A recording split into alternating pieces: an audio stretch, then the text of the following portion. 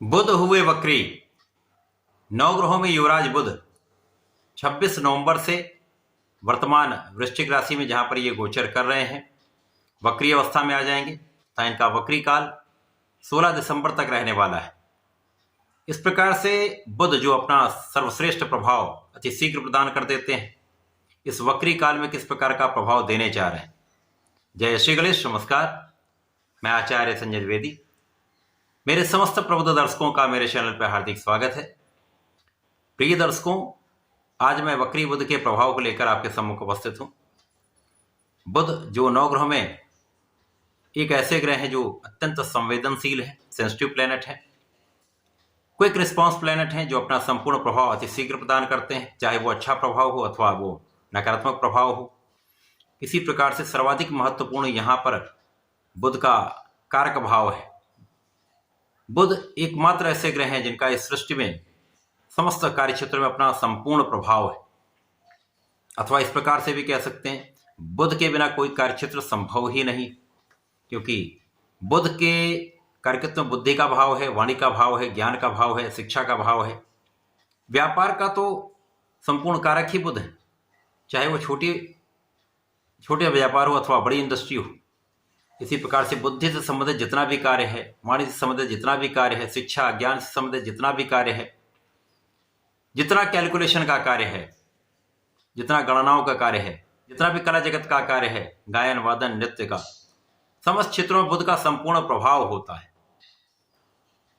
तो निश्चित रूप से बुध का प्रत्येक परिवर्तन अत्यंत महत्वपूर्ण होता है।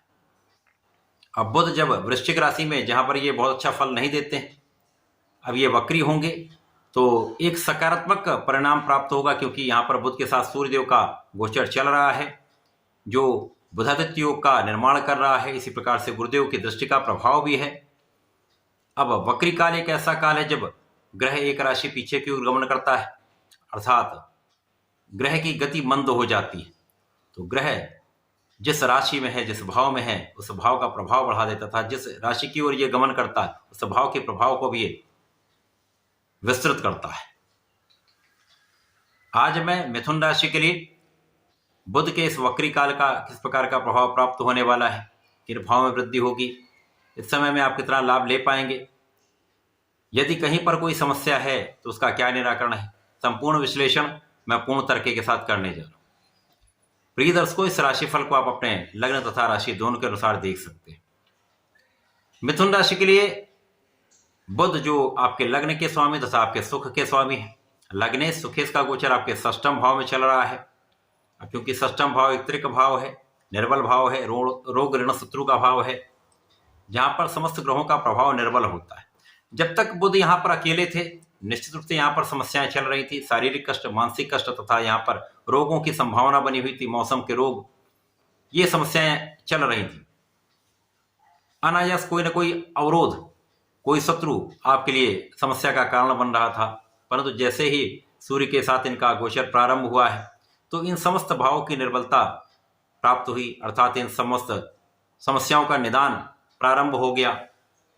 अब बुध जब वक्री होंगे तो इस भाव की निर्बलता को भी कम करेंगे तथा कुछ विशेष प्रभाव देंगे। इस समय जो लग्न की निर्बलता थे वो दूर होगी, आप पहले से अधिक स्वस्थ होंगे, मानसिक तनाव कम होगा, शारीरिक स्वास्थ्य बेटर होगा। इस समय में आप बहुत अच्छा सोच पाएंगे, सकारात्मक सोच आपकी होने वाली। अभी तक कुछ नेगेटिव विचार आपके दिमाग में आ रहे थे, नकारात्मक विचार आ रहे थे, जिसके कारण कुछ समस्याएं भी हो रही थी। अब ये सकारात्मकता आपके जो जीवन में आ रही है, ये आपके लिए लाभान्वित करने वाली है, जो आपको मानसिक बल देने वाली, क्योंकि यहाँ पर आपका कॉन्फिडेंस अच्छा होगा। इसके साथ ही साथ यहाँ पर आपका परिश्रम अच्छा हो जाएगा, आप पूर्ण रूप से परिश्रम कर पाएंगे। जब आपका स्वास्थ्य अच्छा होता है, आपका मानसिक स्तर बहुत अच्छा होता है, तो आप संपूर्ण परिश्रम करते हैं अपने क्षेत्र में, अपने कार्य क्षेत्र में, अपने शिक्षा के क्षेत्र में आप संपूर्ण प्रयास करते हैं, तब वो प्रयास आपका सफल हो पाता है।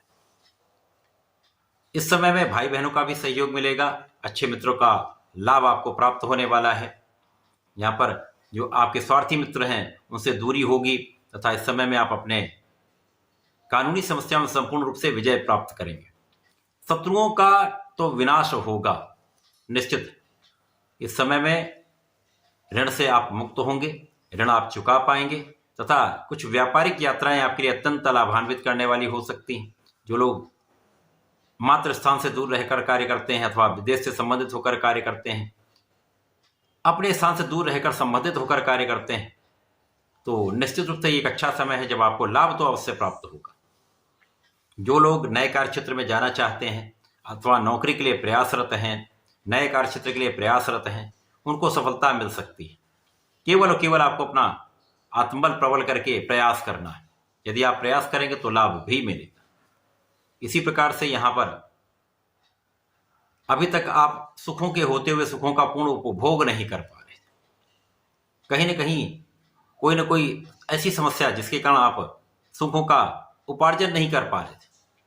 अब स्थितियां आपकी पहले से अच्छी होने वाली हैं जब आप अपने परिश्रम से, अपने कार्य क्षेत्र से, अपने मानसिक क्षेत्र से, अपने बुद्धि के बल पर, अपने ज्ञान के बल पर, अपने धैर्य के बल पर, संयम के साथ आप आगे बढ़ेंगे तथा अपने क्षेत्र में धन का लाभ करेंगे। लाभ के साथ साथ आप सुखों को भी बढ़ाने में यहाँ पर आपको सफलता मिलेगी। सुखों का आप पूर्ण लाभ भी ले पाएंगे। माता पिता से कुछ दूरी संभव है, परंतु यहाँ पर माता पिता का संपूर्ण आशीर्वाद आपको प्राप्त होगा। विशेष रूप से पिता का सहयोग तथा पिता का आशीर्वाद आपके साथ रहने वाला है। इस समय में कार्यक्षेत्र की अनियमितता दूर होगी।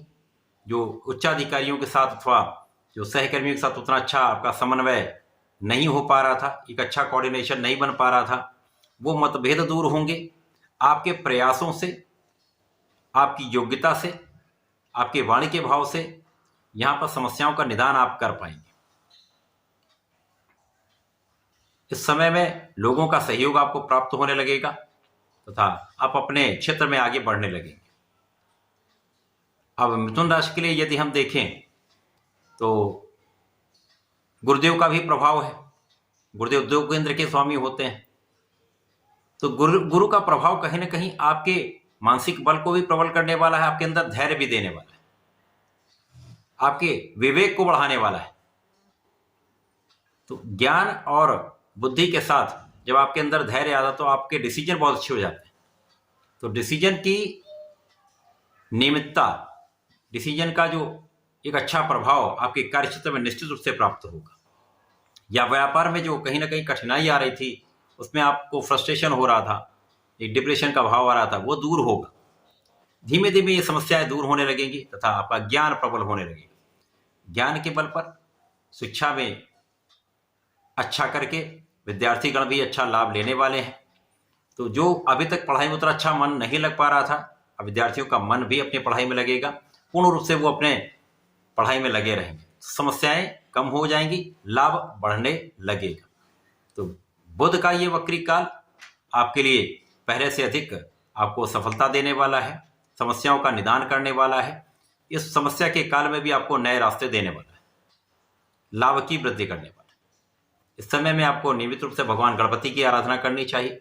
ओम गंग गणपतये नमः का नित्य जाप करें अथवा गणपति श्रोतम का पाठ करें, अथर्वशीर्ष का पाठ करें। जो आपको अच्छा लगे आप पाठ कर लें अथवा सुन लें, विशेष लाभ प्राप्त होगा।